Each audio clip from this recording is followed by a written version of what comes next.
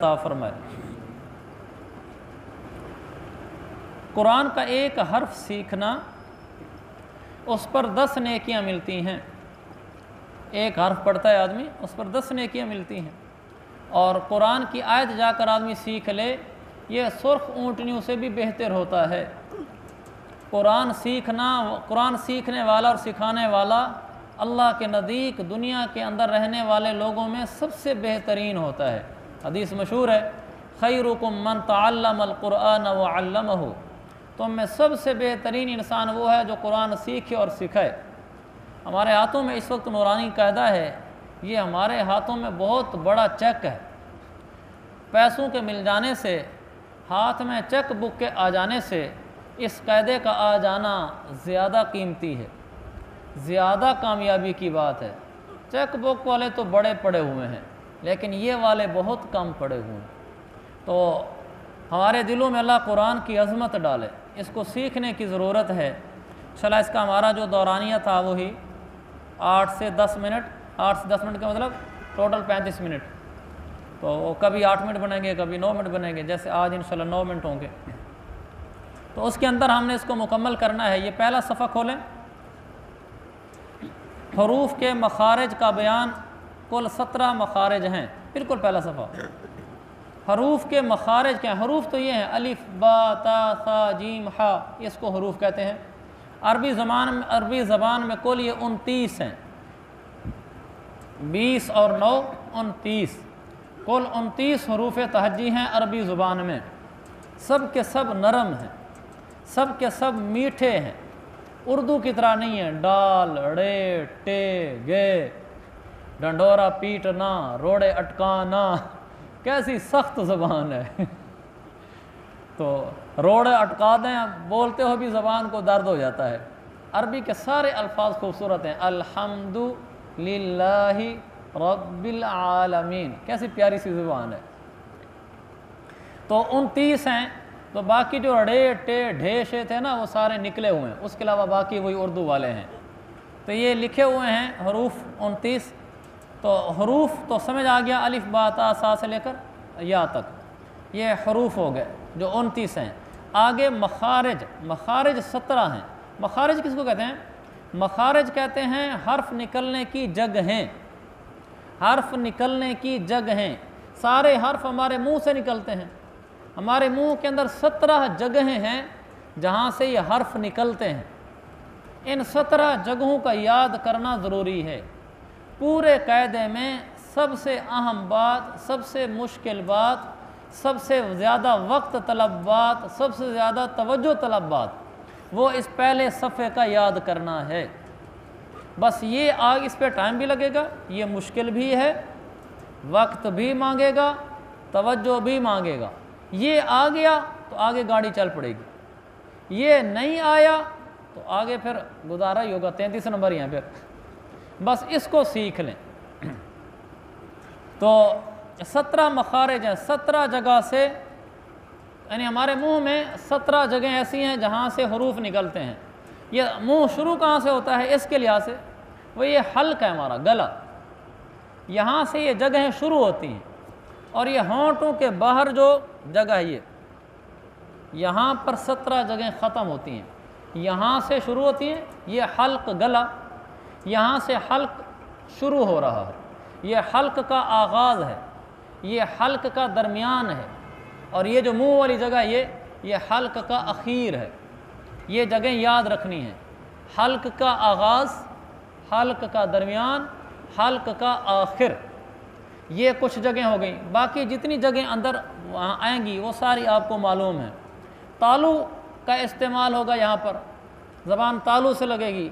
तालू ये ऊपर की जगह है,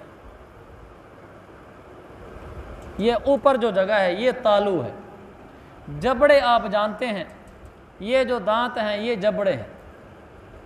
सामने वाले दांत आसान सा लफ्ज़ है। मसूड़े भी आप जानते हैं, दांतों के ऊपर जो गोश्त होता है इसको मसूड़े कहते हैं। ये इसलिए सारी जगह बता रहा हूँ कि फिर इसी के मुताबिक हमने इसको पढ़ना है।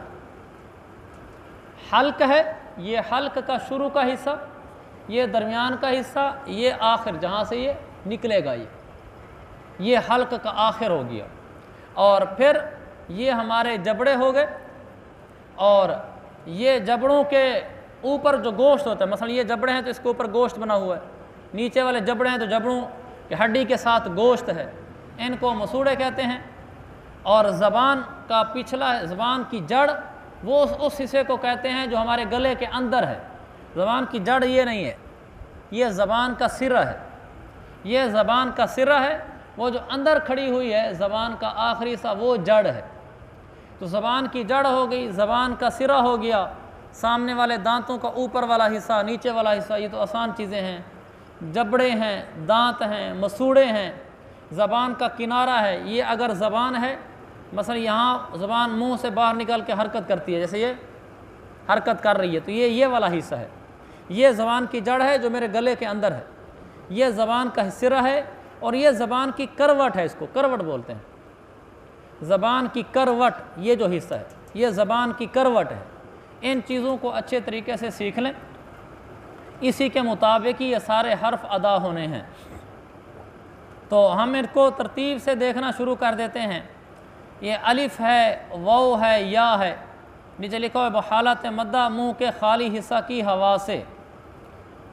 آگے ہے حمزہ اور ہا، حلق کے آخر سے جو سینے کی طرف ہے، اور آگے لکھا ہوا عین اور ہا، حلق کے بیچ سے۔ ہم اس کو حروف تہجی سے دیکھنا شروع کرتے ہیں۔ آپ کھولیں تختی نمبر 1۔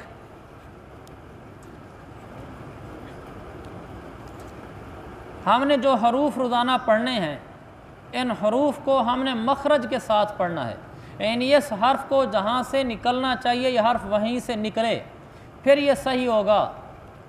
اگر اس طریقے سے حرف ادا نہ ہوئے جیسے لکھے ہوئے ہیں تو پھر گویا کہ اس قاعدے کے پڑھنے کا کوئی فائدہ نہیں، پھر تو اردو پڑھ رہے ہیں۔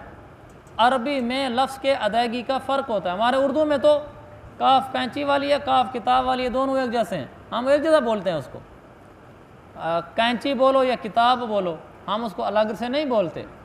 ایسے ہی رفیق بولو یا نیک بولو، رفیق کے آخر میں کاف کینچی ہے، نیک کے آخر میں کاف کتاب ہے، ہمارا تو ایک جیسا پڑھتے ہیں رفیق اور نیک، لیکن عربی میں ایسے نہیں ہے۔ رفیق کے آخر میں جو قاف ہے یہ موٹا حرف ہے، اور طریقے سے ادا ہوتا ہے۔ نیک کے آخر میں جو کاف ہے وہ چھوٹا کاف ہے، وہ کاف کتاب ہے، وہ اور طریقے سے ادا ہوتا ہے، ان کو سیکھنا ہے۔ اب الف سے دیکھیں تو پہلے ہم الف ہے، یہ تو بالکل آسان ہے، الف۔ آگے ہے با، دیکھیں با کے ساتھ نا بے الف با لکھا ہوا ہے، اردو میں اس کو بے بولتے ہیں، عربی میں اس کو با بولتے ہیں، یہ اس کا فرق ہے۔ اور با کو ایک الف کے برابر کھینچنا ہوتا ہے، با با، تو آپ نے نا سب نے میرے ساتھ مل کر اس کو پڑھنا ہے، با۔